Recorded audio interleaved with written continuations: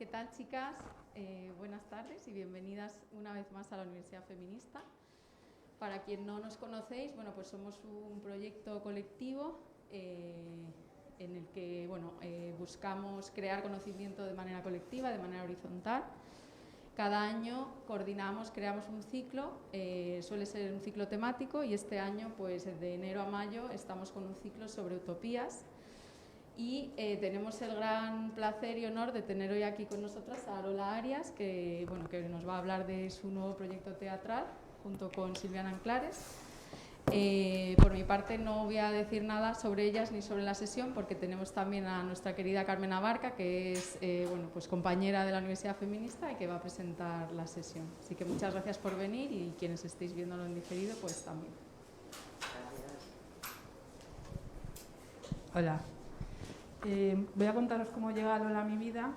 Lola llega a mi vida a través de un enlace a un proyecto que estrenará próximamente, nos hablará de ella, en el CDN, que se llama Maternidades. Me lo envía una compañera diciéndome que me puede interesar participar. Yo leo Maternidades y ni lo abro, no me interesa. Y pasado el tiempo, esta misma compañera me dice: ¿te acuerdas de aquel proyecto?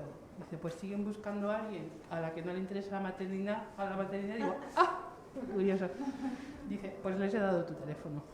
Y entonces me llamaron y, bueno, por circunstancia de la vida, asistí a una media sesión de un taller que estaba haciendo, en el que entiendo que estaba eligiendo a las participantes en la obra de teatro que ella llama Performance.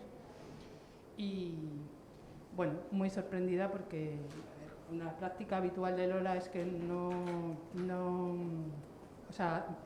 hace participar a personas reales, digamos, en vez de actrices. Y entonces yo me encontré allí a un grupo de mujeres diversas que no eran actrices, ¿no? Bueno, por circunstancias no sigue el proyecto, pero Lola afortunadamente está aquí, nos va a hablar de su obra, de cómo afrontar el proceso, de qué es lo que hace, cómo lo mueve por el mundo, y ha traído a una de las performances que participa en el proyecto. Nadie mejor que tú para hablar de lo que haces, Lola. Gracias. Gracias, Carlos. Bueno, yo decidí venir con Silvia no solo porque Silvia es una de las protagonistas de la obra, sino también porque ella, como escritora, ha trabajado mucho sobre la maternidad. Escribió un libro que se llama ¿Quién quiere ser madre? Una autoficción, de la cual también puedes hablar, me encantaría. Y entonces me parecía que era interesante también su punto de vista, no solo como performer, sino también como alguien que ya estuvo trabajando con este mismo tópico. Bueno, Lingua Madre, ahí quería mostrar algunas imágenes de cómo es la obra, para producir algún tipo de imaginación sobre algo que van a poder ver después en el CDN. Es básicamente una obra de teatro documental donde las personas que están en escena reconstruyen de alguna manera sus biografías y sus historias a través de procedimientos escénicos, escenas, situaciones, relatos, música y video, porque como pueden ver la escenografía es una especie de gabinete de curiosidades, donde conviven, en este caso eran 8, en el nuestro son 9 protagonistas que van reconstruyendo escenas y momentos de su vida. En este caso era la cesárea de Egon, a través de una serie de escenas, representaciones, videos y demás. La obra tiene ese elemento importante. Uy, se me fue todo. Ahora voy a tratar de volver, pero no sé hacia dónde. Ahí está, acá. La obra tiene la particularidad de que, el espacio mismo, como decíamos, es un gabinete de curiosidades y también tiene una pantalla en todo el piso de arriba, donde se van proyectando documentos, fragmentos, fecundaciones in vitro, como en esa imagen, Y a través de estos elementos visuales, musicales, de las propias historias, se va reconstruyendo un poco una especie de enciclopedia sobre la maternidad en el siglo XXI, así es el subtítulo, que de alguna manera está pensada como una especie de libro en capítulos, donde cada capítulo va problematizando una nueva... Sí, un nuevo tema, por decirlo de alguna manera. El capítulo 1 se llama Educación Sexual, luego es aborto, luego el deseo, luego parto, y así van pasando los capítulos, y en esos capítulos estas personas van reconstruyendo sus historias y confrontándose también con las historias ajenas. En el caso de Bolonia eran 8 protagonistas, en el caso de Madrid son 9. Y las personas están, digamos, elegidas, es todo un proceso de investigación porque en realidad el proyecto empieza con una serie de entrevistas a personas con determinadas experiencias, pero también a escritoras, escritores, a filósofos, a antropólogas, a expertos, expertas, expertes en el tema de la reproducción y también activistas. Y luego, de ese grupo de personas a las que se entrevista, se elige un grupo más pequeño con el que se realiza un taller. Justo Carmen contaba de cómo de repente le llegó el llamado. Entre los perfiles que buscamos para el proyecto hay un perfil que es el de la no madre, digamos, que sonando no madre suena un poco como negativo, como definirse por el negativo. Pero en realidad, digamos, lo que me interesa de ese perfil es justamente volver afirmativa esa decisión, ese deseo de no reproducirse y cómo eso puede ser entendido en una sociedad que en realidad todo el tiempo como mujer te presiona para que produzcas nuevos trabajadores para el sistema. Entonces, de alguna manera me parecía importante ese perfil, como los otros perfiles que están en la obra, que en general responden a ciertas problemáticas que a mí me interesan.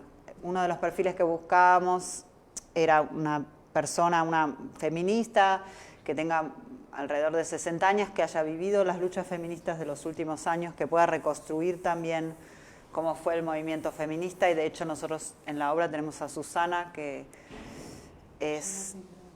Sí, de nuevo dime la... Cintado. Yo ya estoy tan acostumbrada a solamente decir los nombres que los apellidos. Bueno, Susana Cintado, que además de feminista es fontanera y que además reconstruye, quizás muchas la conocen, reconstruye no solo la historia del feminismo, sino la historia de sus abortos a lo largo de 3 décadas, y de las casas ocupas y de todo un movimiento. Entonces ella, por ejemplo, trae todo ese bagaje a la obra. Después hay distintos perfiles,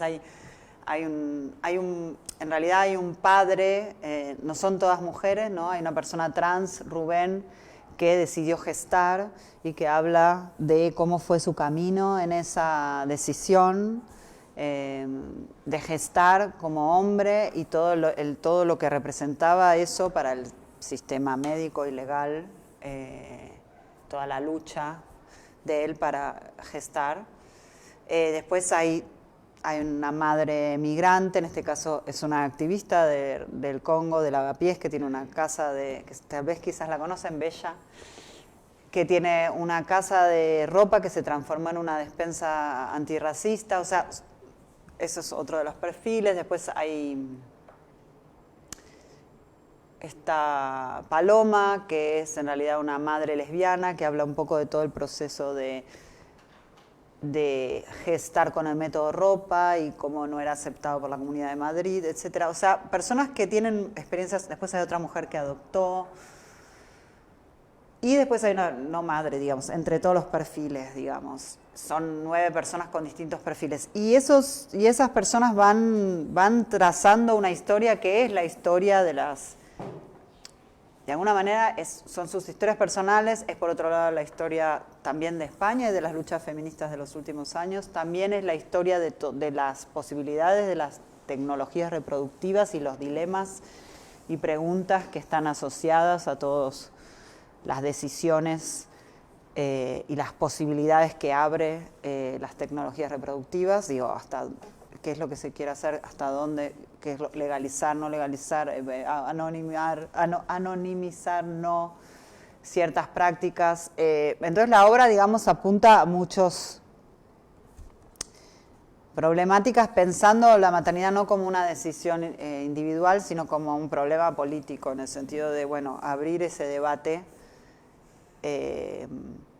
como un debate político, como un debate público, como algo que tiene que salir de ser una decisión individual y pensarse como un problema colectivo, ¿no? Cómo queremos reproducirnos,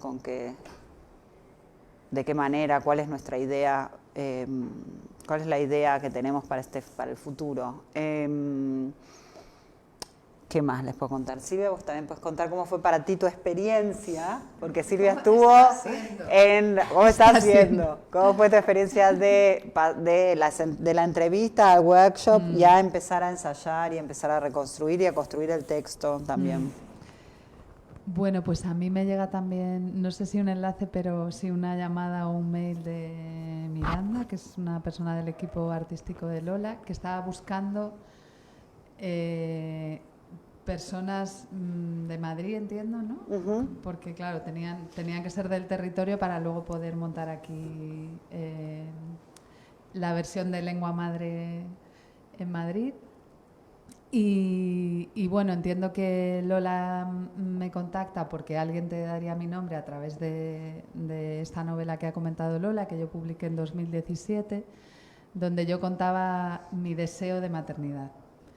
Una maternidad, como tantas otras mujeres españolas, algo tardía, o ese deseo un poco imperioso en un momento en el que digamos que se te bifurca ya no lo voy a poder ser porque digamos que se termina mi edad reproductiva, o si lo quiero ser voy a tener que recurrir probablemente a determinadas tecnologías como las que aparecen en lengua madre. Entonces, nada, esa novela se publicó, tuvo bastante... Bueno, era un momento como que ese tema estaba un poco eclosionando, ¿no?, en la ficción y también en algunos ensayos, y tuvo bastante recorrido y, bueno, digamos que ha marcado un poco mi trayectoria como escritora, como periodista, porque a raíz de ese libro y luego mi posterior experiencia de maternidad, pues digamos que me voy especializando, por lo menos momentáneamente, porque yo siempre he trabajado con la escritura autobiográfica, entonces mis especializaciones van variando, ¿no? En la novela también se aborda la cuestión del duelo, que bueno, tiene mucho que ver con la vida, ¿no? La muerte, la vida, bueno, no me voy a extender más. Pero sí que esa obra ha sido como un hito dentro de mi carrera y bueno, entendí muy bien que Lola me llamara porque... Bueno, pues suelo acudir a foros como este, ¿no?, donde hablamos de maternidades. Siempre, un poco mi formación siempre ha estado a la luz o a la sombra del feminismo, a la buena sombra, de la fresquita, ¿no? Y entonces, bueno, pues con ese cruce maternidades-feminismo llevo como unos años pensando, escribiendo, escribo columnas en el diario.es donde... Siempre estoy como, bueno, contando a partir de mis experiencias cuestiones que creo que son de interés colectivo y en especial llevo unos años dedicada desde que fui madre a un poco visibilizar las fricciones éticas que para mí se han puesto sobre la mesa a raíz de la decisión que yo tomé de ser madre por ovodonación en cursiva, como ya veremos en la obra que se pone en tela de juicio. Que bueno, para mí, pues como podéis entender, como feminista fue un dilema, ¿no?, ético, y que al final, bueno, pues decidí llevar a cabo esta maternidad y me ha llevado a una serie de lugares que yo he querido compartir eso a través de mis escritos.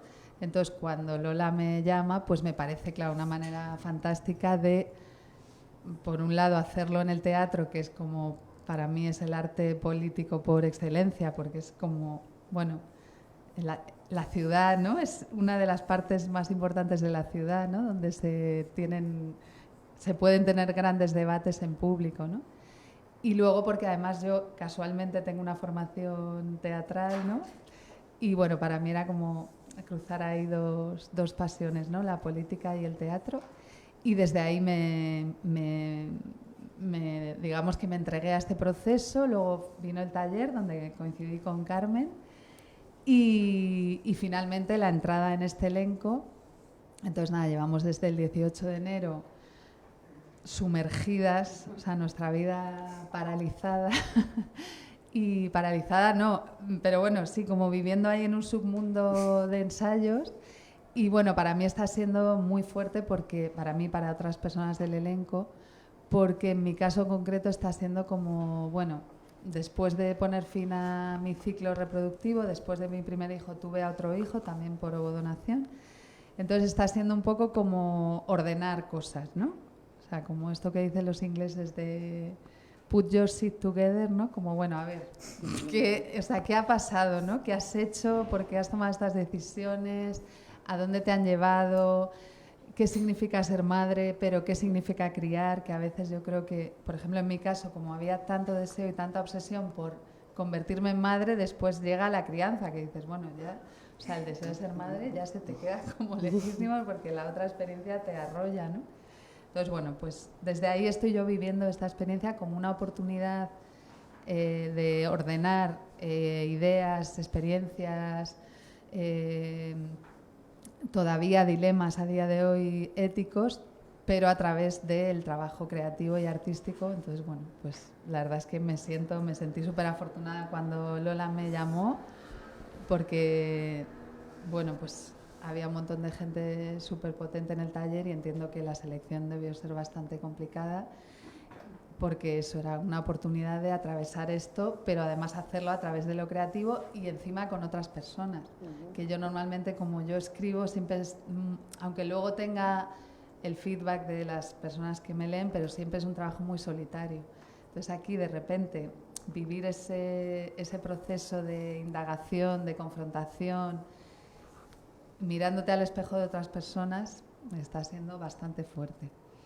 O sea, ha sido muy intenso, sobre todo el primer mes, que es más el de construcción del texto, que ya veréis en la sala Valle Inclán, porque ahora estamos ya en un modo más de ejecutivo, o sea, de llegar al estreno y que esté todo en su sitio, ¿no? Pero bueno, este primer mes ha sido bastante potente y casi que nos hemos convertido como en un... porque no solo... O sea, somos performers porque también cantamos, bailamos, o sea que nos hemos convertido casi como en un cuerpo común, ¿no? Así es una cosa muy rara, como si fuéramos eso, un cuerpo común, incluso con gente con la que tenemos visiones contrapuestas, que eso también fue una apuesta de Lola, que nos lo avisó de, bueno, esto no va a ser un proceso fácil porque vais a convivir con personas con las que no siempre vais a estar de acuerdo. Entonces, bueno, es un poco ahí como habitar el disenso, que creo que es una cosa que en política y en feminismos, por lo menos hablo por mí, yo creo que nos cuesta, o tenemos ahí como que hacer como músculo, y para mí está siendo, bueno, súper enriquecedor. Eso es lo que os puedo contar. Sí, bueno, estamos en el medio del proceso, un poco lo que decía Silvia. El proceso de construcción de una obra así tiene una primera instancia en la cual se improvisa mucho, se improvisa sobre determinados temas y situaciones y escenas, y luego tiene una segunda instancia que es en la que entramos hace una semana, en la que empiezo a escribir el texto en base a las transcripciones de las entrevistas y de las improvisaciones. Y en esa segunda instancia hay un momento en el que la confrontación de cada uno con su texto genera mucho revuelo, por decir.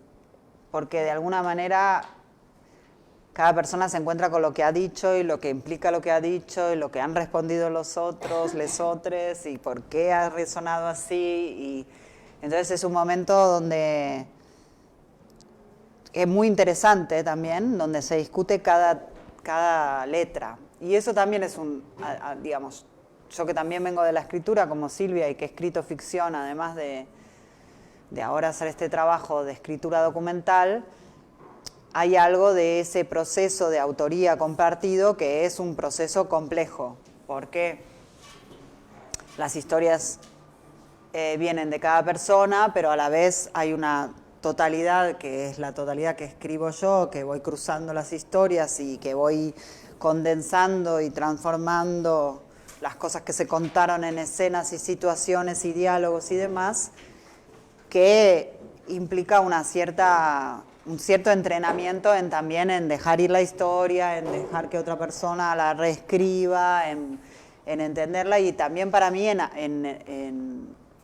que en ese encuentro y en esas discusiones también entender realmente lo que cada persona quiere decir, lo que es realmente, dónde está como, más allá de lo que dije o lo que improvisé o lo que me salió. Cuando vuelve el texto es como si se fuera como generando capas de profundidad, porque vuelven a leerlo y vuelven a pensar y dicen, bueno, en realidad yo dije esto, pero lo que tendría que decir es tal cosa, y van llegando los mails de las 12 de la noche, de la 1 de la mañana, de las 2... La escena número 5, yo tengo una idea de que el texto, cuando lo digo tal cosa, me gustaría decirlo así, esa, y que por supuesto es un proceso súper interesante, porque justamente es ahí donde se va como profundizando en cada cosa que se dijo y que se hizo y que se pensó, pero es el proceso más complejo y a veces produce mucha angustia también, ese dejar ir la historia, ese momento de darse cuenta de que, wow, esto ahora ya se transformó en una escena, es una situación. De hecho, a veces, la obra tiene además mucho humor y muchos procedimientos escénicos que hacen que la situación, no hay, hay algo como que la obra busca no manipular sentimentalmente al espectador, sino más bien confrontarlo con ciertas situaciones y que cada uno pueda sentir una emoción diversa en cada momento, cada persona que está ahí. Pero no es una obra que, que produce una emoción casi conteniéndola, no buscándola, ¿no? El teatro, más bien, siempre recuerdo que muchos performers, al pasar por la experiencia de la actuación, decían, bueno, así como los actores, buscan la emoción, buscan, no sé, un buen actor es alguien que, el cliché, ¿no? Que sabe llorar, que puede emocionarse, que puede... Un performer de una obra documental lo que está haciendo es tratando de manejar esa emoción, de controlarla, porque obviamente son historias y son situaciones que pueden desbordar emocionalmente a las personas, ¿no? Quebrarlas o ponerlas en una situación de mucha inseguridad. Entonces es como la operación contraria a la que haría un actor. Si un actor busca abandonarse a una emoción construida, un performer busca controlar la emoción real y producir otra cosa en ese encuentro con el público. Y eso es un proceso también que se va entendiendo a lo largo de la repetición, y a lo largo de la repetición y los ensayos también se va produciendo una distancia con la propia historia, que es ese proceso, como Silvia lo describe, put your shit together, que como de ordenar, en ese sentido, ¿no? De ordenar la propia vivencia y de poder verla con una distancia y empezar a percibirla también como una historia, y no ya como la mía, sino como una historia más entre todas estas historias de maternidad o de paternidad que son la obra, y en esa distancia poder verse reflejado, reflejada en otros y pensar, bueno, a ver, ¿dónde estoy yo? ¿Por qué tomé estas decisiones? ¿A dónde me llevaron? ¿Qué otras cosas podría haber hecho, podría haber pensado? Eso es un poco cómo funciona la obra. Quería mostrar un videito para que se vea un poco cómo se ve. Esto es un videito de 2 minutos, pero un poco para mostrar un poco la versión, esta es la versión italiana, ¿no? Pero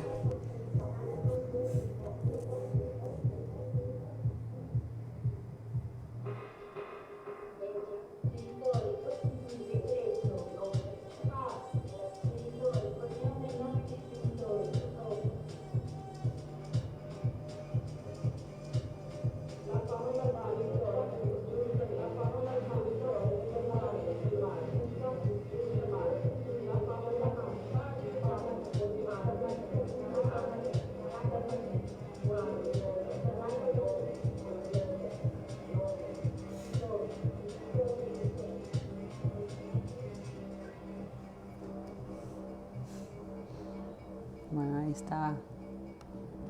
No, me río porque ya tenemos como complejo de dobles con la gente de Bolonia. Un proceso también muy particular, ¿no? Y sobre lo que decía antes Lola, nada, añadir que, claro, que el grado de exposición de las personas que estamos ahí, aunque esté contenido, ¿no?, y como mediado por el trabajo escénico, es muy brutal. O sea, ahora mismo estamos como de, Dios, esto va ahí ¿no? Se va a contar ahí. Y es verdad que está muy contenido por toda esa técnica, ¿no? Y por todo lo que tenemos que hacer en escena, o sea, que al final es casi como una gran performance, ¿no? O sea, que por eso somos performance, porque tenemos como que llevar a cabo un montón de cosas técnicamente que también nos alejan de las propias emociones, ¿no?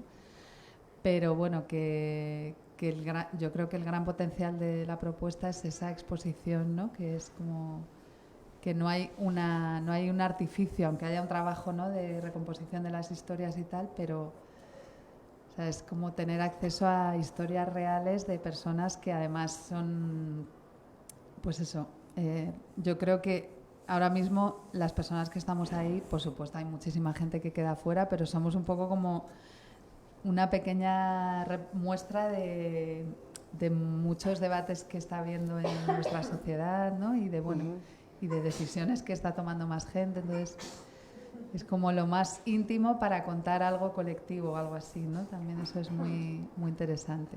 Y yo creo que la potencia de ver a historias vividas, ¿no?, en escena, no sé, entiendo que tiene que ser muy potente para los espectadores y las espectadoras.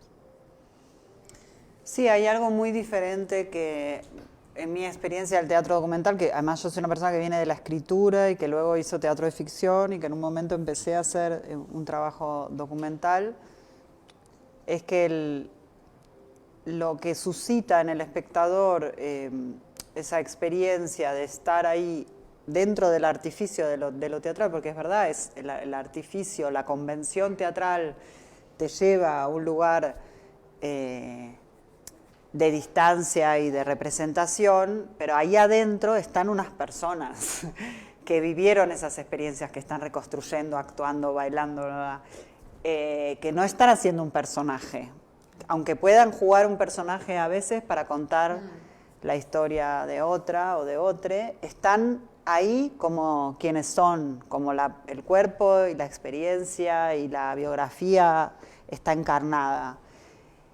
Con lo cual, como espectador, no tienes esa sensación de la admiración que produce el actor que logra el personaje, sino más bien la emoción de que esa persona está tomando el riesgo de estar ahí, de hacer pública su historia. Y sobre todo en hacer públicas historias o decisiones que son sistemáticamente puestas en el lugar de lo íntimo, ¿no? Porque no son personas que están ahí reconstruyendo. Yo hice una obra que era llamada Atlas del Comunismo y que era sobre la RDA, no sé, y las personas obviamente tenían mucho que ver con también decisiones íntimas y demás, pero bueno, uno espera personas que reconstruyen episodios políticos en el escenario, pero como reconstruir el por qué decidí ser madre en este momento, dónde apareció mi deseo, cómo lo llevé a cabo, mis dilemas con la ovodonación o mis problemas con la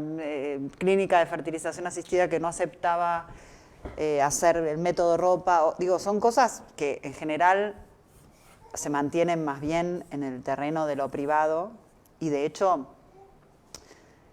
casi que son de alguna manera tabús, digamos, sociales, o reconstruir el parto y hablar de, no sé, en Bolonia la chica que contaba su parto hablaba de la caca y de, como de cosas como que totalmente como, esto por favor, ¿cómo se va a estar diciendo en un escenario de la ciudad? Entonces, para mí eso, en eso está como lo que a mí más me interesa del teatro, ¿no? En ese encuentro donde se produce algo medio inédito, que es que las personas están ahí y saben que esas personas vivieron esa experiencia y la están compartiendo, la están haciendo pública, aunque la performen, aunque bailen, aunque están ahí tomando el riesgo de hacer público algo que es de la esfera de lo íntimo, digamos. Sí, además yo creo que esto se duplica con la cuestión de la maternidad, ¿no? Como que no es un gran tema, o sea, es un tema que siempre ha quedado relegado, ¿no? Y que es un poco obsceno, o sea, precisamente que queda fuera de escena, ¿no? Que no se toma como en consideración para los grandes debates, no se considera como una crisis vital, como podría ser el duelo, por ejemplo, ¿no? O un gran tema literario como la guerra, ¿no? De hecho, bueno, creo que Lola, tú llegaste a este trabajo después de una inmersión, ¿no? Sí. Como en una cosa... Sí, la obra anterior que yo hice a esta, digamos, la obra anterior, hice varias cosas, pero la obra, digamos, un proyecto grande que me llevó varios años, que hice antes de esta obra, es una obra que yo hice con veteranos de la Guerra de Malvinas, argentinos e ingleses, y en esa obra en realidad se trabajaba mucho sobre masculinidad y épica y desconstruyendo como ciertas ideas de lo que es un héroe y lo que significa la guerra y lo que hace la guerra con las personas. Y estaba embarazada en el momento que estaba haciendo esa obra y pensaba, ¿qué hago yo embarazada haciendo una obra con veteranos que me hablan de cabezas cortadas y campo de batalla y no sé qué? Y yo como... Y en un punto para mí ahora tiene todo sentido, porque estaba gestando un niño, un hombre, pensando sobre la masculinidad, sobre la guerra, sobre nada. Y después de hacer esa obra, digamos, años después, sentí la necesidad de volver sobre esa experiencia de la maternidad desde otro lugar y pensarla, a ver cómo poder pensar en la maternidad de una manera colectiva y también desarmar un montón de ideas que están naturalmente asociadas a la maternidad o a la idealización de la maternidad. Entonces, de alguna manera, me llegó ese momento, en el momento que tenía que llegar. Quizás yo necesitaba esos años, que mi hijo tuviera 7 años y fuera a la escuela, por ejemplo, como para poder meterme en ese tema, ¿no? No estar en el mismo momento que le estaba cambiando los pañales, haciendo la obra. Quizás necesitaba esa distancia, ese delay, para volver y pensar qué pasó. También en mí, porque como artista digo, no, para mí no era para nada un deseo evidente el de la maternidad, nunca me lo había planteado, no tenía ninguna fantasía y de repente en algún momento de mi vida apareció y apareció como, sí, ahora, sí, ya, quiero ser madre de repente. No era una cosa que era toda mi vida. En un momento apareció y en un momento que apareció fue un deseo que de hecho cambió toda mi vida, pero... también entiendo que pueda no aparecer y también entiendo que justamente esa visualización también o esa visibilización de las personas que decidieron no reproducirse hace que también podamos pensar sobre todo lo que está incluido en la maternidad, que no es solamente cómo nos procreamos o cómo gestamos o cómo cuidamos, sino también... Sí, cómo nos relacionamos en un sentido social, ¿no? Como quién cuidará a quién, cómo construimos lazos y redes más allá de la familia, ¿no? Eso, no, perdona, ¿tú querías decir algo? Quería decir que otra cosa también que me parece muy interesante del proceso es que, o de la metodología, que no sé si es la que utilizas siempre o para lengua madre, entiendo que siempre, que es como que Lola no toma partido por ninguna de las historias. en la medida de lo posible. Entiendo que habrá cosas inconscientes que sí, pero eso me parece súper difícil como directora y como dramaturga, y que lo que hace es como yuxtaponer o entrecruzar una serie de historias para que sea el espectador o la espectadora quien haga sus propias conexiones, debates, ¿no? Entonces, no sé, estamos acostumbradas a ver productos culturales que siempre llevan un signo, ¿no? Bueno, ya el autor o la autora parte de un lugar, ¿no? Y te quiere llevar al huerto, ¿no? O a lo mejor al contrario, a mostrarte una especie de antítesis de lo que quiere contar. Pero aquí es como que entramos y salimos en decisiones, en maneras de entender la maternidad o la no maternidad, casi en creencias políticas, o sea, que hay como una suspensión del juicio ahí, que también hemos tenido que hacer las personas que estamos ahí, que por lo menos para mí está siendo una de las cosas más difíciles, porque si no haces esa suspensión del juicio o del marco ideológico, pues no pueden aflorar esas historias ni todas esas fricciones, no sé, que para un sitio así como este de pensamiento me parece también un ejercicio bastante rompedor y como que tiene muchas aristas, no sé, que no es tesis y antítesis, sino que van saliendo cuestiones, ¿no? Y no sé, como espectadora, claro, yo no voy a poder ser espectadora, ¿no? Pero me gustaría que luego nos pudierais contar cómo es estar ahí, ¿no? No sé cómo es la experiencia de... ¿De Bolonia? Sí. Bolonia fue muy bueno, como que fue muy fuerte la reacción del público y muy intenso las funciones.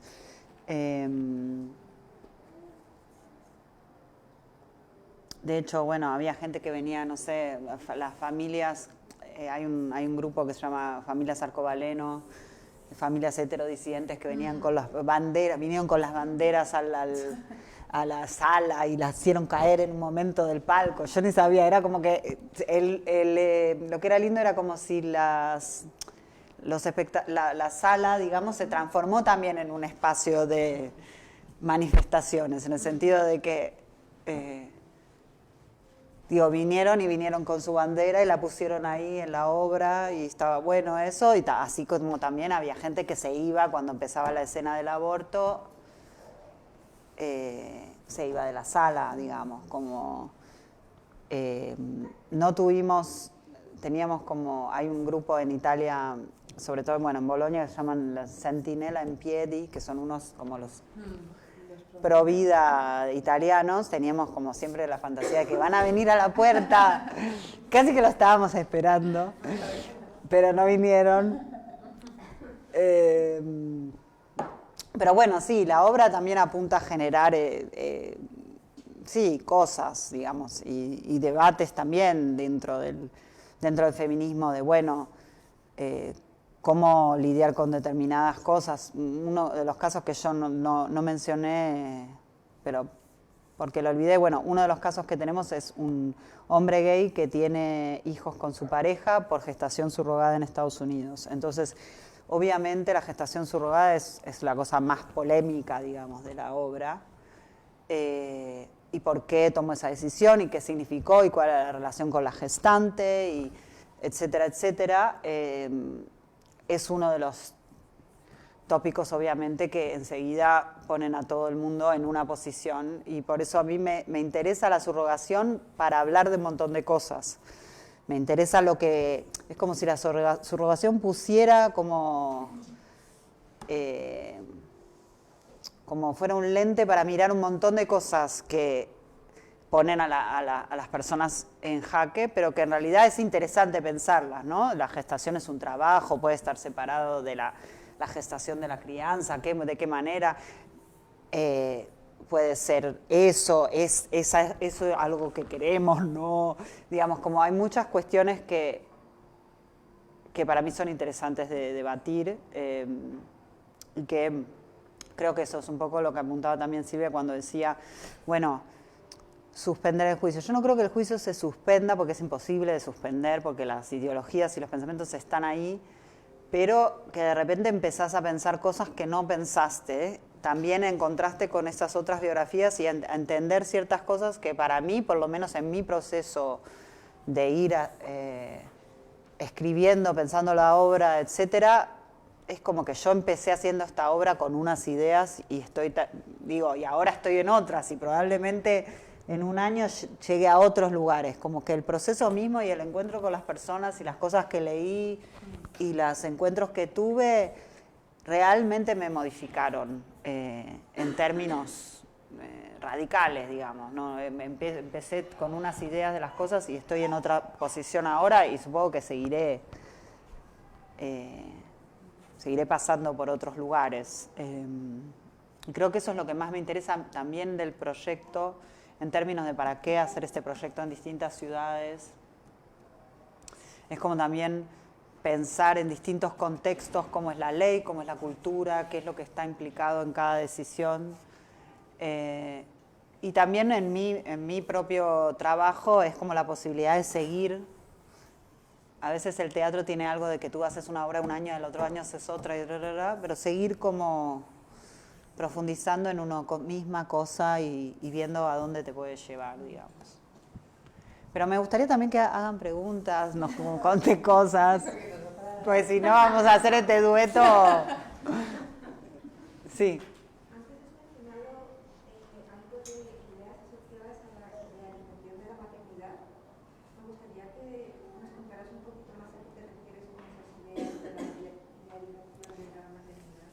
Pues que todas las madres somos buenas y que tener hijos es maravilloso y que es la realización de toda mujer y etcétera, etcétera. Digo, estamos llenas de ideas sobre la maternidad que obviamente hacen que sea una experiencia por momentos traumática, porque no dices, estoy viviendo una cosa que no se supone que no tiene que ser así, porque no me acuerdo, la primera cosa que me pasó después de parir es que tuve un ataque de pánico. No después, inmediatamente después, sino a las, yo diría, 12 horas. O sea, tuve una cesárea por un problema del bebé, etcétera, y a las 12 horas estoy en la habitación con mi bebé, y siento no puedo respirar, me voy a morir.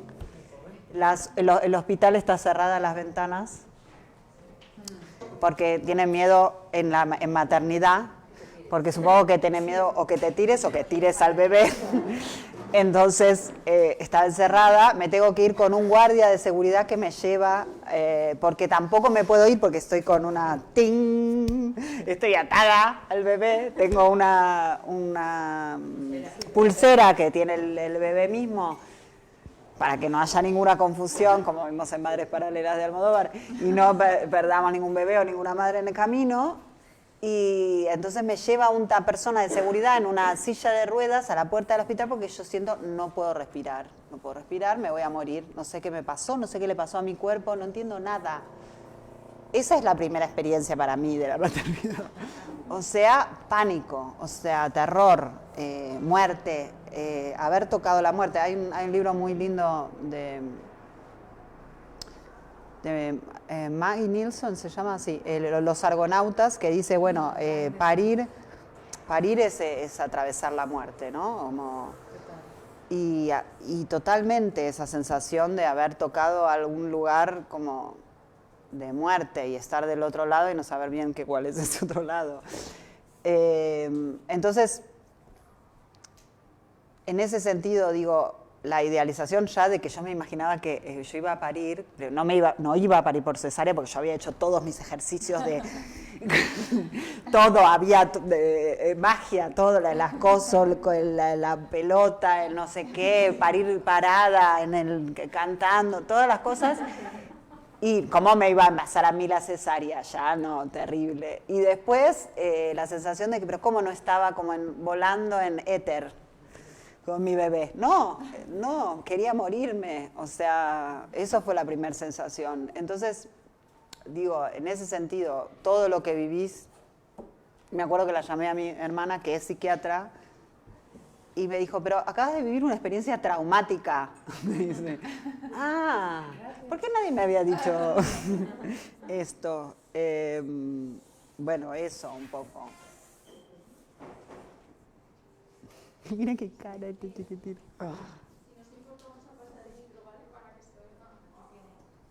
Me encanta la cara del chiquitito. ¿Puedo ver un dibujito? Buena idea. Está buena la idea. ¿Le puedo prestar la compu después? Porque mira, no vamos a mostrar más videos, así que puede ser. Pero yo creo que no necesito el micro. Bueno, pues gracias por todo lo que habéis contado, súper interesante. Yo soy madre lesbiana por FIV, 2 inseminaciones y una in vitro, y tengo una hija con discapacidad del 85%. Entonces, me siento un poco como Audre Lorde.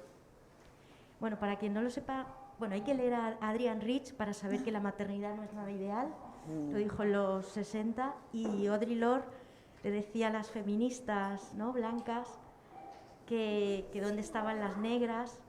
Pues yo me siento un poco así, ¿no? Yo cuando leí las maternidades del siglo XXI, digo, bueno, estoy como madre lesbiana,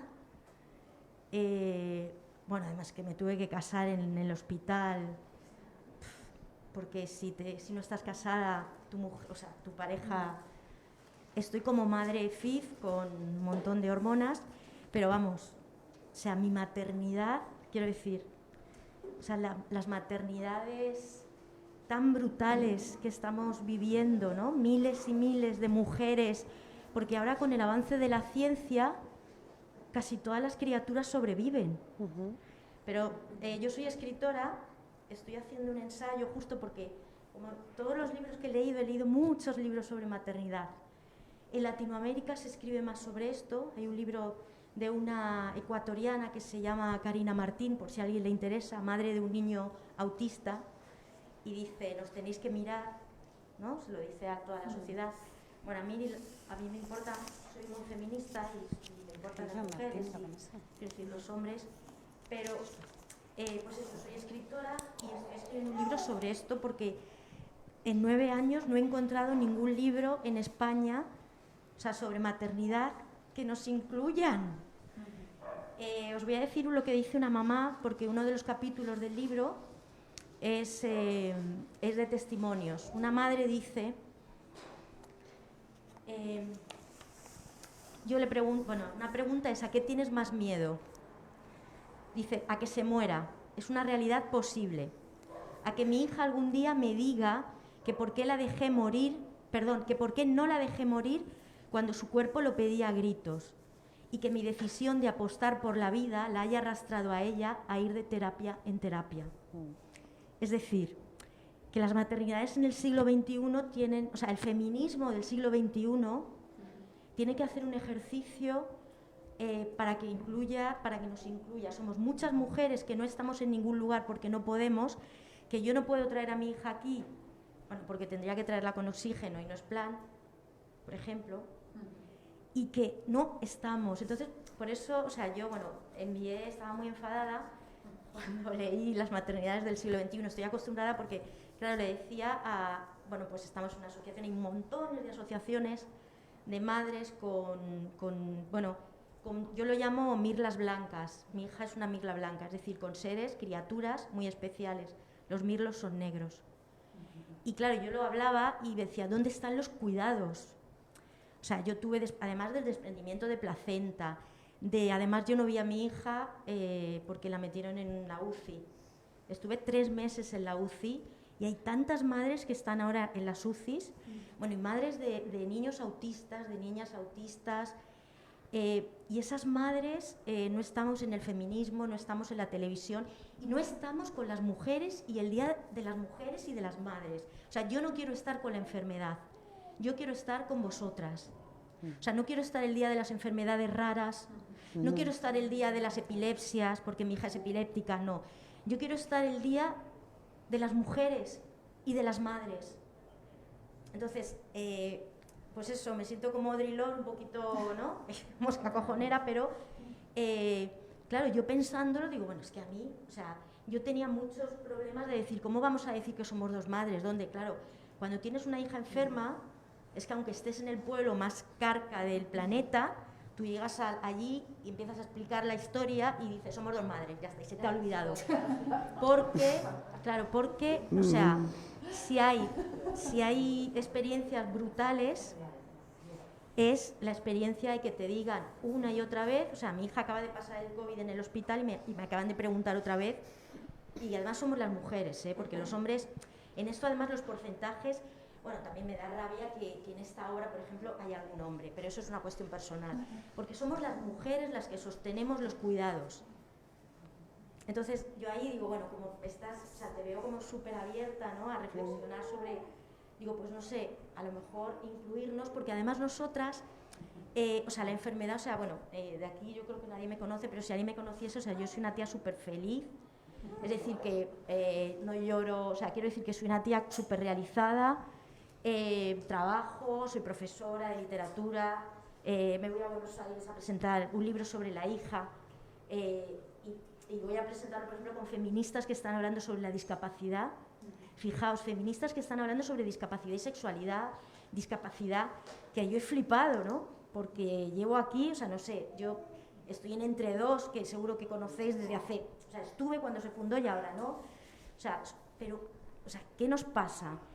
Que, o sea, lo trans, muy bien, maternidad subrogada, muy bien, pero las mujeres llevamos toda la historia cuidando a seres que además nunca nos van a dejar no ser madres. O sea, porque mi hija, o sea, jamás, quiero decir, ni en una hipotética, o sea, porque jamás puedo renunciar, imaginaos, ¿no? O sea, jamás puedo decir vete, y a los 18 años, ¿no? Entonces, pues no sé, quería venir aquí porque hay muy pocos espacios, ¿no? Y sobre todo para que también reflexionéis, ¿no? O sea, la maternidad es brutal, pero es que ya la maternidad, si la unes a la enfermedad, a la discapacidad y a la dependencia, y sobre todo que no cometamos nosotras el error de no mirar, porque la sociedad no mira, pero nosotras nos tenemos que mirar entre nosotras. La sociedad no mira, yo no sé, pero tenemos que mirarnos entre nosotras. Eso es lo que quería compartir. Gracias. Gracias. No, justo hablaste de eso. Bueno, en Bolonia no es una decisión deliberada la de que no haya una madre, digamos, con un hijo o una hija con discapacidad. De hecho, en Bolonia hay una de las protagonistas, Martina, que de hecho Martina encarna como alguien criada en el catolicismo. De hecho, fue una escuela Opus Dei. Tuvo a los 18 años un hijo no deseado, digamos, que tuvo por una presión social de que tenía que tener ese hijo, en el caso. Y el hijo, hasta los 5 años, digamos, fue un niño que tuvo un desarrollo normal, y a los 5 años empezó a tener una epilepsia es una enfermedad rarísima que se llama síndrome de Landau-Kleffner, que es una epilepsia que hace que pierda la capacidad de hablar porque olvida todo lo que ha aprendido. O sea, una experiencia, digamos, de que tuviste un hijo hasta los 5 años y luego de repente es una experiencia totalmente otra. Es un niño que no puede hablar, que tiene muchos problemas para relacionarse, como, bueno, además de que tiene esta epilepsia le produce unas reacciones de violencia, etc. Y justamente ella contaba un poco la historia de eso, de su maternidad, y en un momento tenía un monólogo como en la obra donde hablaba del amor, digamos que siempre se habla del amor de la madre, pero ¿qué pasa con el odio? En el sentido del odio también está dentro de ese amor, ¿no? El odio también como, ¿qué pasa cuando dices, bueno, sí, odio esta situación, obviamente no odias al hijo, pero odias eso que la vida a donde te llevó, digamos, como una situación muy extrema. Y era muy bueno ese momento de la obra, y que también para mí era un momento donde ese personaje, digamos, esa chica, llevaba como a pensar también en cómo se acepta, cómo en todas las relaciones de madre e hijo, padre e hijo, digo, hay duelos o hay aceptaciones de cosas muy difíciles de aceptar, porque finalmente, bueno, ya terminaba diciendo, bueno, ahora tengo esta relación tal con mi hijo y compartimos algunas cosas especiales que nos gusta hacer solo a nosotros y bailamos y no sé qué, y había un momento donde él aparece bailando. Y hay como, se habla del amor, del odio, del duelo, de haber perdido al hijo que tenía y encontrarse con un hijo nuevo y de un reencuentro dentro de lo que puede ser esa relación signada por esa enfermedad. Y para mí era uno de los momentos más lindos de la obra, digamos, como más fuertes. Justo me hiciste acordar a eso. No sé si había aquí, querían hablar y justo... Bueno, lo primero que quería decir es que, un poco a raíz de lo que comentaba Silvia, que me parece una apuesta muy valiente y en un sentido muy arriesgada, esto que habéis comentado y cómo lo habéis expuesto, que, por decirlo de alguna manera, todavía no hemos visto la obra, pero que el plato fuerte es que van a compartir un proceso muy íntimo con los espectadores y eso, aparte de parecerme muy valiente porque invita a la sociedad, le va a permitir reflexionar sobre algo, como muy bien habéis expuesto, que decía Silvia, ¿no? Que parece que es obsceno en la medida en que está... ¿Podemos bajar un momentito esto?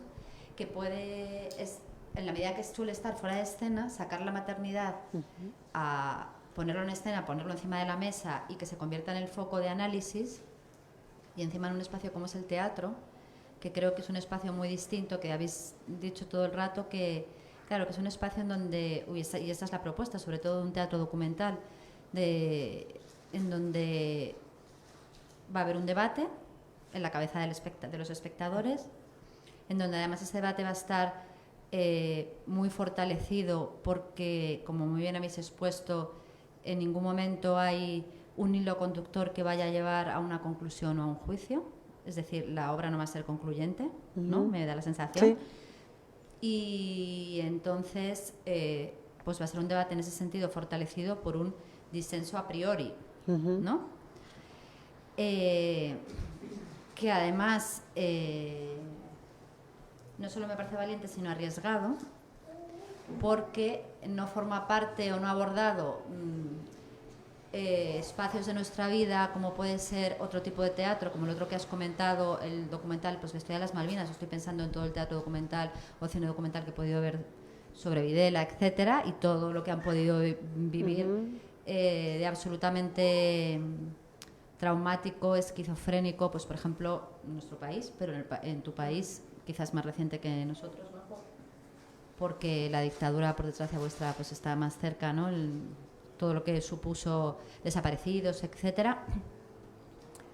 Me venía a la cabeza, pues a lo mejor, situaciones que se han vivido, pues desde el síndrome de Estocolmo que vivieron algunas presas para sobrevivir, etcétera. Y cómo, sin embargo, todo eso, que si bien se alimenta de una experiencia vital en donde se cuentan vidas, sin embargo, siempre nos vamos a permitir un juicio y nos vamos a sentir seguros porque es verdad que está abiertamente en el terreno de lo político. Y yo, como me imagino que tú a lo mejor personalmente, si hicieses teatro en ese sentido, seguramente sería inevitable que a priori no estuvieses siendo concluyente o teniendo una posición, ¿no? Sin embargo, como siempre, en el terreno de las mujeres está todo descubierto y todo por descubrir. Y más con el espacio de la maternidad, ¿no? Que parece que es un espacio que, de tan privado que es, pues nada, forma absolutamente parte de lo íntimo y y todo lo que tenga que ver con que hagamos una aproximación política nos supone algo que hasta las más politizadas no te terminas de atrever. Porque es que además, formadas como estamos por la socialización del patriarcado y también por la socialización maravillosa del feminismo, una en la empatía hacia el otro por parte del patriarcado y otra en la sororidad por parte del feminismo, pues es verdad que nunca vamos a juzgar nada ni a nadie, y menos entre nosotras. Como decía esta mamá tan amable, esta compañera, seguramente excluyamos, por desgracia, ¿no? Y no tengamos en cuenta todo eso desde el principio, y mira qué importante haberte podido escuchar. Pero, desde luego, lo que no vamos a hacer es juzgar. Y eso, que no sé, me parece también que, no sé, yo ahora en un momento que estoy en mi vida como feminista, profesora de filosofía, trabajando en un instituto público desde hace muchos años, en la pública, trabajando con adolescentes, viviendo muchos momentos del feminismo, mi militancia me ha llevado a muchos campos de batalla, no sé, llego a la conclusión de que, no sé, me gustaría que el feminismo sí que se permitiese ser más concluyente, porque creo que hace falta. Y creo que eso nunca va a suponer excluir a nadie, pero creo que sí que, no lo sé, que hay cosas que no están funcionando. Creo que hay cosas que no están funcionando. Y entonces, bueno, estoy aquí contando esta película, pero a ver, me centro. Pero a lo que voy es que, no sé si todo esto tú como dramaturgo, bueno, por un lado agradecer a todas las que han participado ahí, porque me parece que es una exposición brutal. Por parte de Silvia me parece, o sea, que eres muy valiente y que estás asumiendo muchos riesgos, porque lo que tú misma has dicho también, claro, es poner encima de la mesa una contradicción que además es en términos éticos y políticos, tú como mujer y como feminista, y eso es ponerlo públicamente, que es de lo que se alimenta esto tan interesante, este proyecto, pues me parece, joder, algo que yo no sé si sería capaz. Y luego, por otro lado, dices tú, claro, te ha llevado a hacer un recorrido desde el principio, que has cambiado tu concepción de la maternidad de manera radical y seguramente te llevará incluso a otro recorrido. Pues a mí me encantaría que eso en algún momento, si se puede hacer luego, esto que hacen de encuentros con el público, eso también se compartiese. Yo creo que hay veces que no solamente nos basta con mostrar, sino que a veces tenemos que pensar juntas. A lo mejor yo es que claro, soy profesora de filosofía, ¿qué os voy a decir? Pero creo que es necesario. Y estamos súper poco acostumbradas, fíjate, con todas las acostumbradas que estamos las feministas, pero más hace falta aún, yo creo, para una buena praxis, lo que hace falta todavía es más teoría. Y yo creo que estamos en un tiempo que estamos saltando a la acción ahí con muchísimas ganas y fuerza, y todavía hay que seguir pensando un montón. Y creo que sin juzgar y por supuesto sin excluir, solo faltaba, pero sí que hay que concluir ciertas cosas, porque nos permiten orientarnos en el pensamiento, y como seres humanos, la condición humana es una exigencia. No sé. Entonces creo que eso también es un reto, y entiendo ese despertar que vas a generar con esta obra, todavía no la hemos visto, pero no sé, ojalá ese despertar en las mentes, o sea, no sé, lo que quiero decir, y ya termino, es que ahora mismo la realidad es un conflicto. Los adolescentes lo tienen clarísimo. Entonces, vivir en un conflicto es imposible. Vivir en conflicto constantemente. Por eso creo que es muy importante a veces concluir, y no hay que tenerle miedo. Porque forma parte también de la vida. Además, uno puede concluir y decir luego, pero bueno, yo fíjate a dónde me ha llevado esto, creo que debería ir por otro lugar. Y a lo mejor me equivoqué en este recorrido, pero creo que sí que es importante eso. Y que además, y lo último que voy a decir también es que, no sé, en todas las maternidades, los perfiles que habéis expuesto, si hay también una madre que haya querido tener un hijo de manera, se haya concebido, que lo haya querido tener y no le haya supuesto un conflicto. Ni migrante, ni adopción. Sí. ¿Hay un perfil así? De una madre que en ese caso. Claro, porque con lo que contabas antes, es que esas madres, a mí me ha parecido algo que, sin embargo, nunca he ido a ninguna obra de teatro ni visto ningún documental que se cuente algo así tan abiertamente como esto que estás proponiendo, que estabas contando tú y compartiendo de cuando te preguntaba ahí ¿qué es la idealización de la maternidad? Pues sobre todo yo creo es pensar, aparte de toda la presión social de que hagamos eso y que realizarnos como mujeres, bla, bla, bla, yo creo que es el feminismo ya lo tira a la puta mierda, aunque cuesta, pero sobre todo es transmitirnos que es fácil.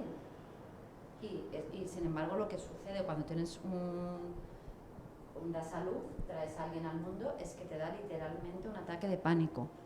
Y esa experiencia, visibilizarla también, claro, me explico, o sea, porque ahora mismo es que yo creo que hay maternidades normativas, pues no lo sé. No lo tengo nada claro. No lo sé, creo que no. Creo que la maternidad no se ha llegado a vivir de manera normal y más o menos agradable por ninguna mujer. Es que no conozco ninguna. Ha sido siempre un trauma. Entonces, bueno, todo el rollo que soy como aquí. Muchas gracias. Intentaremos ser un poco más breves para que no le Sí, sí, sí, perdona. al primero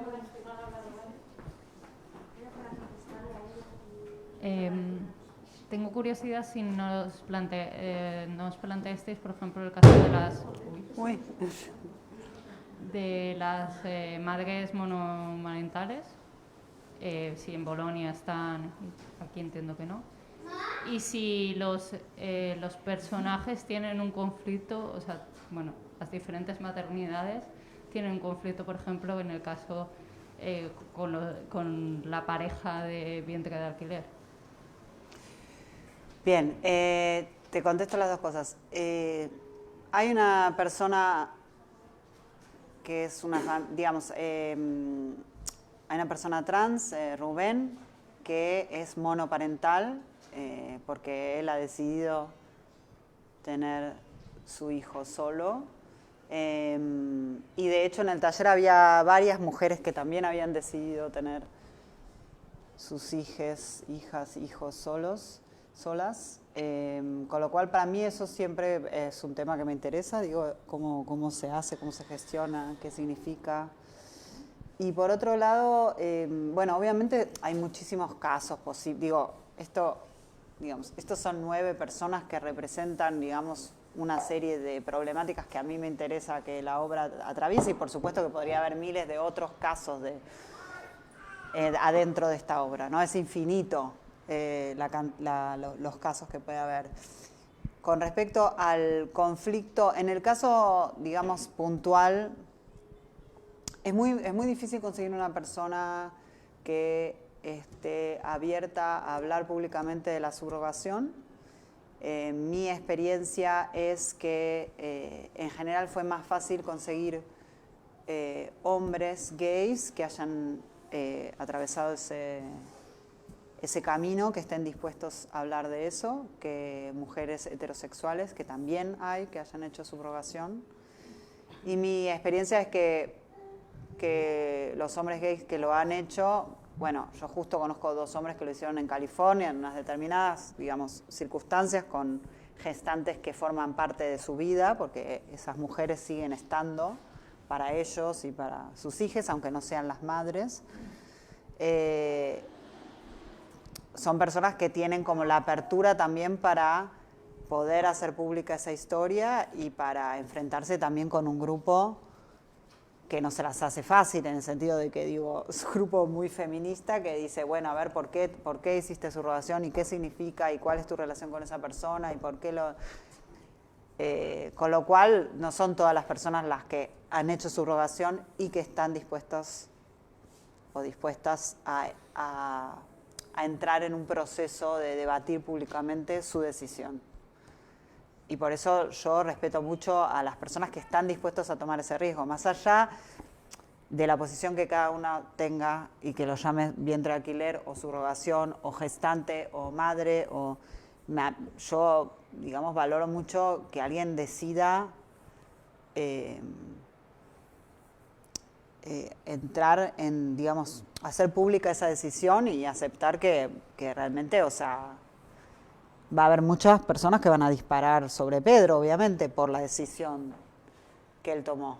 Y por otro lado, me parece que es interesante discutirlo porque es una realidad.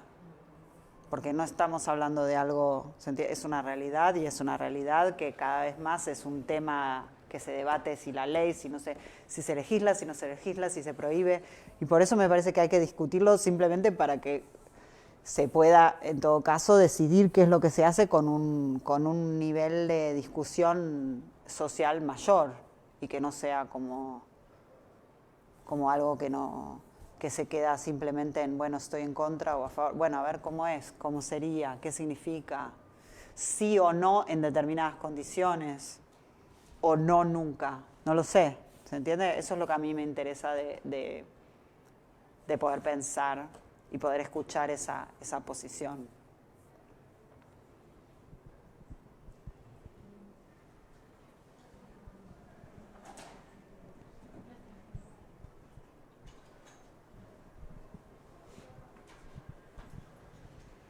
Bueno, yo tengo varias preguntas, a ver si soy capaz para las dos. A Lola, me gustaría saber si hay maternidades no deseadas. Me gustaría saber si hay conflictos entre las performers por tener diferencias y porque puede haber posturas ofensivas hacia la otra edad, ¿no? Y si ellas entienden que están haciendo política al prestar su cuerpo para hablar. Y a Silvia me gustaría que contaras, porque creo que eres una de las otredades más alejadas a mí que podía ver aquel día en el taller. Si recuerdas qué es exactamente la conversación que tuvimos, aquella tan heavy, y cómo te sientes y cómo ves a la otredad.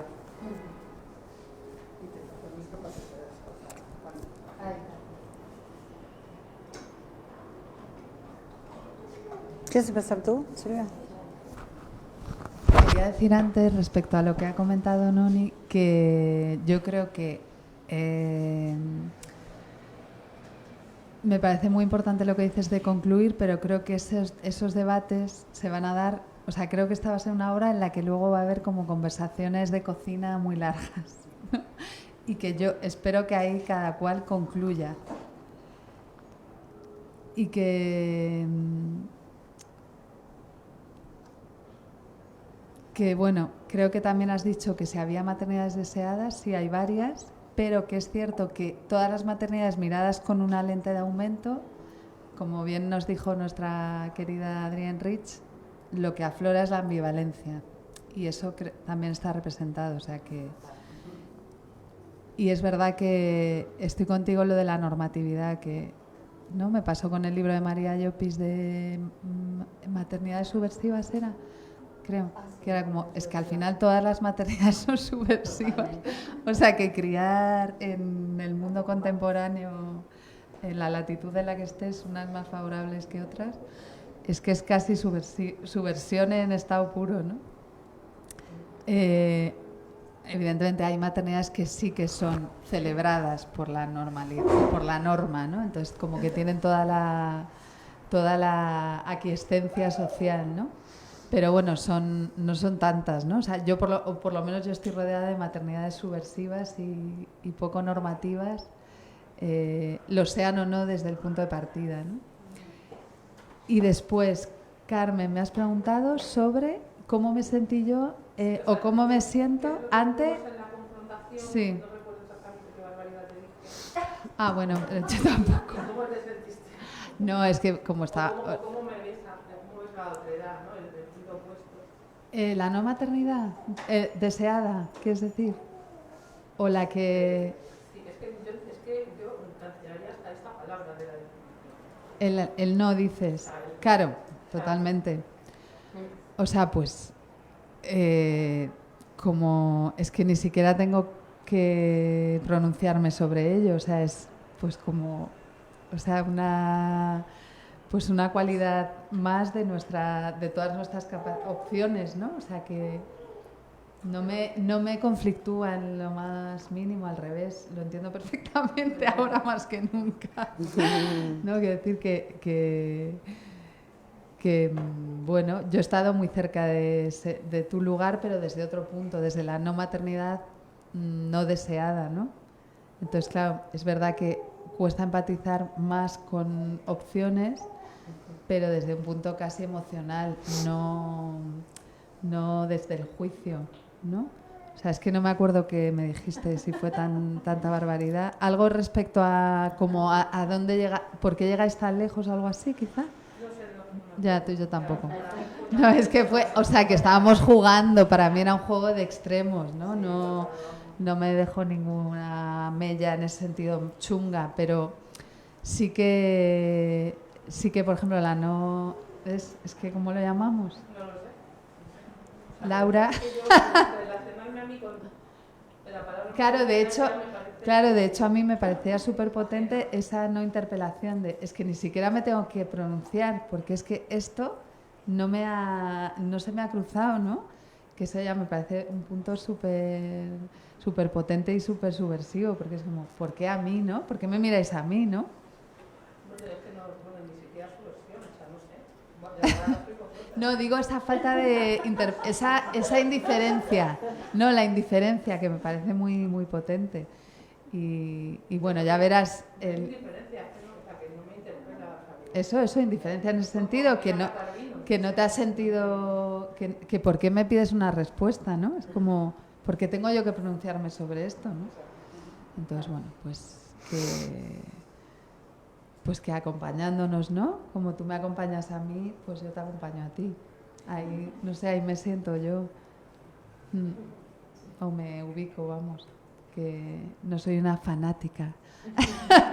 No quiero decir que el hecho de tener mucho deseo no implica que no puedas, incluso hasta en momentos, estar más, ¿cómo se dice?, identificada contigo, ¿no? En momentos de mi experiencia, ¿no? Una de las compañeras que me acusaron de ser egoísta. Yo flipé porque para egoísmo es vuestro, ¿sabes? Claro, lo que pasa es que yo creo que ahí estábamos jugando como a unos roles muy extremos, o sea, que incluso la persona que te dijo eso igual ni lo pensaba, ¿no? O sea, que estábamos como lanzando cosas. Sí, claro, por supuesto, se puede leer así, ¿no? O, por ejemplo, la madre de adopción, no Eva, sino la que estaba en aquel... Rosa. No, pues a mí sí me dijo, oye... me ha dado mucha pena que en todo tu camino de deseo, ¿no? Pues no en ningún momento hayas mencionado la adopción, ¿no? Porque hay como un deseo biológico, ¿no? De gestar, en mi caso, ¿no? De parir. O sea, que también hay... Lo chulo es encontrarnos ahí, ¿no? En esos puntos de roce, ¿no? Esto que decía Noni también de vamos a encontrarnos ahí y debatir, ¿no? Desde ahí. Sin que quede bucólico, ¿no? Y con sus rasguños. O sea, que esto no va de, ay, todo bien. No, pero bueno. Y creo que esta obra, creo que va por ahí.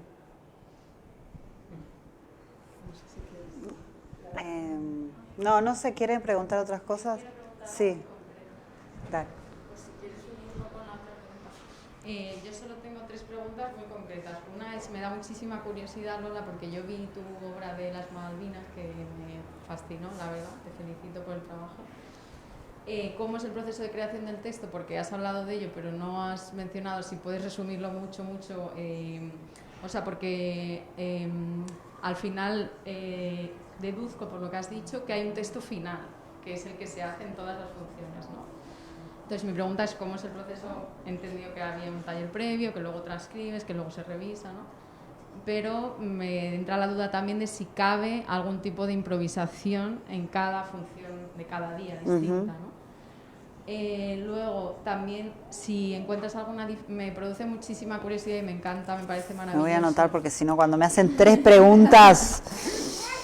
El hecho me pierdo. de que lo hagas en distintas ciudades me parece estupendo, o sea, también me parece muy necesario y sobre todo para encontrar esas diferencias, como decías, legales, etcétera. Y bueno, pues si hasta el momento has encontrado alguna diferencia entre Bolonia y Madrid que sea interesante o que te parezca que sea posible para una posible reflexión, si vas a hacerlo en alguna otra ciudad, si tienes pensado ya. Y luego también, esta pregunta es para las dos, ya que las dos habéis dicho que tenéis hijos o hijas o hijes, ¿cómo hacéis para conciliar este proceso con la vida familiar?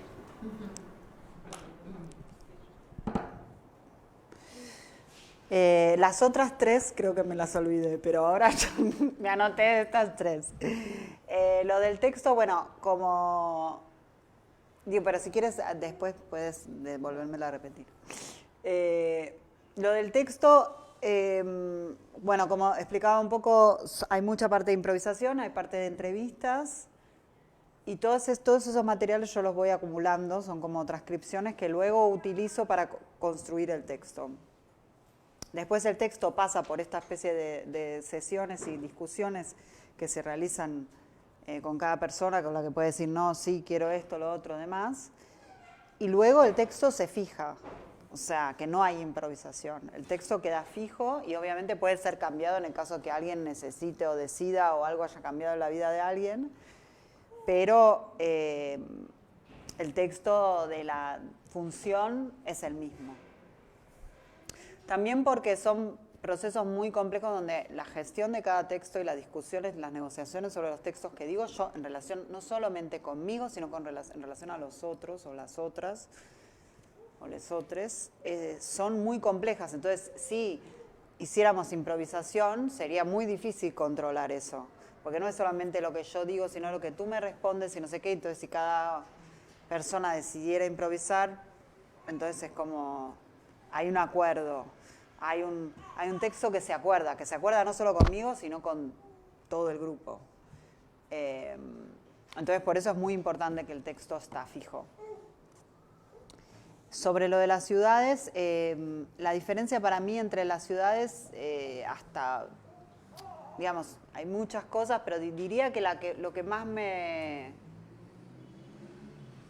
digamos, impresionó porque no era tan consciente es digamos, el impacto de las tecnologías reproductivas en España, que tienen que ver con toda una situación política y económica de la cual yo, digamos, me fui enterando también investigando la obra, que de alguna manera España es el destino del turismo reproductivo de Europa, digamos, por una serie de cuestiones, porque tiene el banco de óvulos más grande de toda Europa, porque hay un desarrollo de las clínicas que hacen tratamientos de fertilización asistida brutal, digamos, que hay gente que viene de todo el mundo para hacerse tratamientos aquí. Entonces, eso sí fue algo que dije, wow, porque la legislación es muy liberal en aspectos que en otros países no.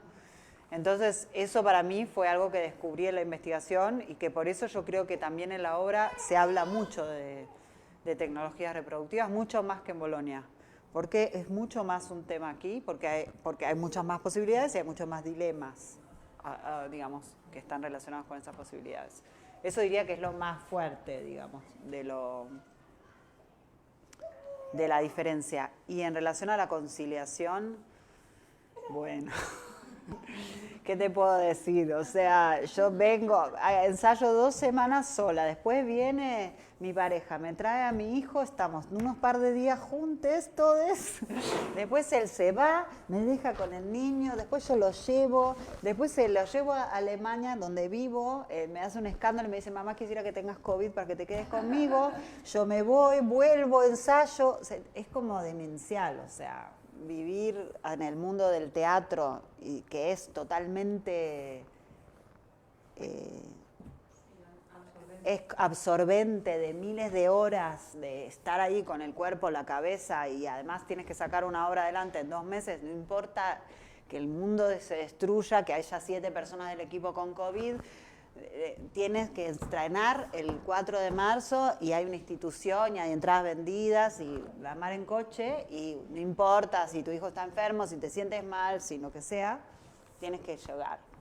Entonces, obviamente, sí, es una conciliación demencial, o sea, porque es un trabajo muy masculino también. Para mí, esta es como la obra más de un equipo, digamos, que son casi todas mujeres, digo, obviamente hay otras identidades trans o masculinos, digo, como Pedro, pero que básicamente es, no sé, un 80%, no solo en el escenario, sino afuera del escenario, la música, la productora, la escenógrafa, que también tienen sus hijos, hijas que están en la misma situación, con lo cual obviamente es un tema constante el de la conciliación.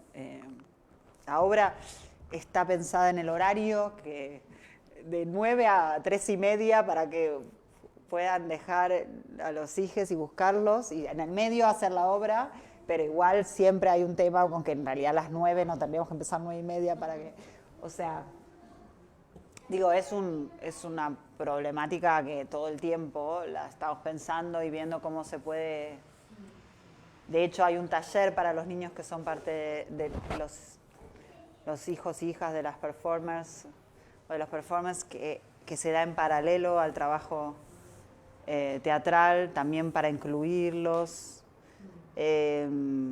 O sea, hay todo un pensamiento, ¿no? Como de cómo conciliar, pero no siempre igual eso funciona. Digo, porque es verdad que el teatro es una máquina demoledora, digamos. Yo por mi parte ha sido o está siendo posible porque como hemos hecho como proyecto familiar, en plan saca el calendario, aquí son 7 semanas, o sea, porque es algo también súper delimitado en el tiempo, y pues luego tirando de servicio de desayunos del cole para poder llegar a las 9, saliendo corriendo a las 3:30, aunque pues lo suyo igual sería quedarse porque los ensayos acaban a 1 hora, pero perdiendo toda la parte informal del trabajo creativo, que a veces es igual de importante que la formal. Pues claro, son ya renuncias que ya no te cabe más, ¿no? Y luego sí que nos hubiera gustado que a lo mejor por parte del CDN hubiera estado esa parte más contemplada, porque sí que por parte de Lola, ella, como ha explicado, lo ha amoldado a nuestros horarios, pero a lo mejor el hecho de que 8, 9 personas con personas a cargo se tengan que, por ejemplo, trasladar a otra ciudad, que en ese caso ya es el Jura, pero bueno, que otra vez la maternidad vuelve a ser obscena, no se habla de eso. De eso no me hables, ¿no? No me hables en los espacios de curro, ¿no? Cuando esta hubiera sido una oportunidad, pero claro, para eso sería transformar la institución, pero bueno, pues ahí estaremos dando por saco, pero bueno, que es como si se quiere ya que... bastante se transforma. Yo a veces pienso, miro, o sea, a veces cuando estamos ensayando y está una hablando del parto, no sé qué, o hablando... Y veo los técnicos, imagínense, técnicos del teatro estatal, como esos hombres que están ahí como... hace mucho tiempo mirando otro tipo de cosa en escena, no mujeres hablando de eso, y digo, estos, ¿qué están pensando? ¿No? Como que hay algo como muy, para mí ya estar en esa situación, como observada por una institución que es súper, digamos, masculina, jerárquica, o sea, tiene como un funcionamiento muy patriarcal. Me gusta mucho ese momento, cuando pienso, ¿qué estará pensando el técnico de sonido cuando está escuchando esto, ¿no?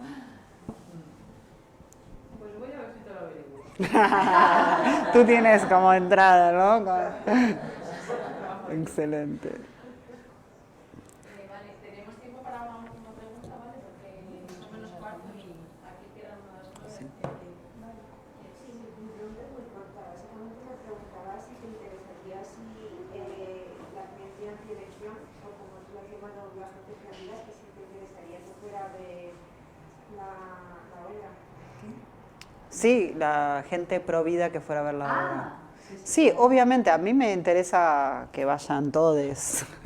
Digo, que el debate, que la discusión, que el pensamiento, digo, creo que la única manera de pensar juntes, juntas o juntos, como es de estar ahí, digamos, que creo que lo más peligroso es cuando uno solamente piensa con su grupo de pertenencia y adentro, digo, de su compartimento.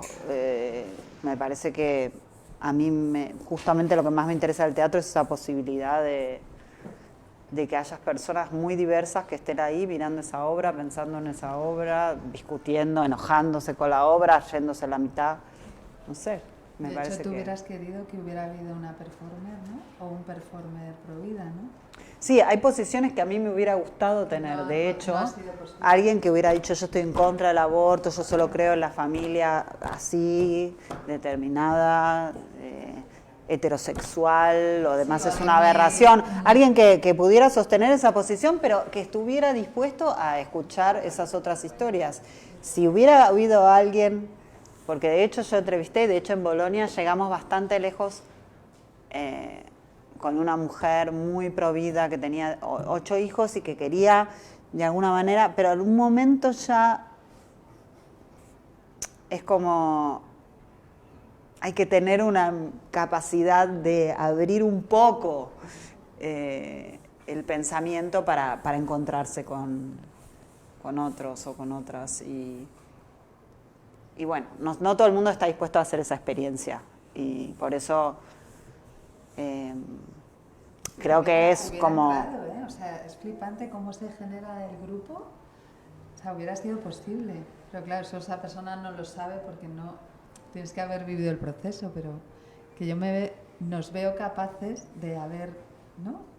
Sostenido eso. O sea, hubiera sido... No lo sabemos, mi amor. No podemos hacer predicciones, pero sí.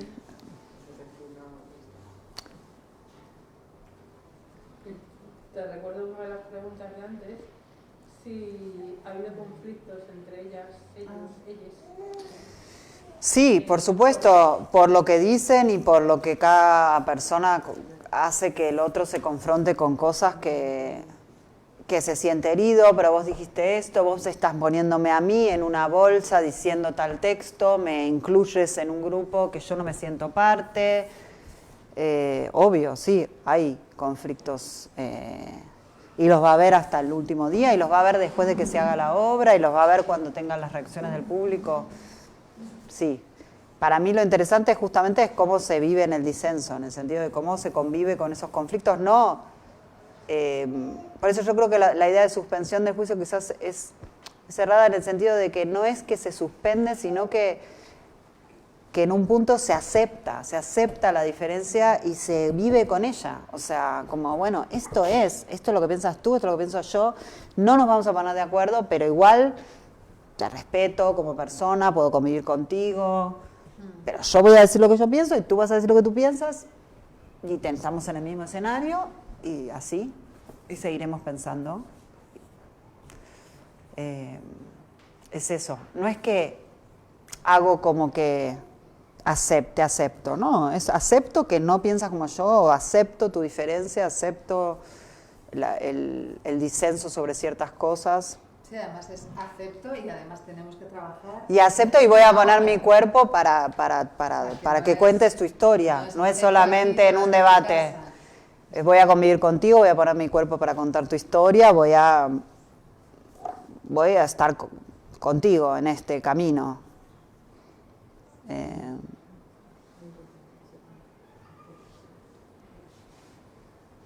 pues vamos a terminar aquí. Muchísimas gracias a Lola y a Silvia.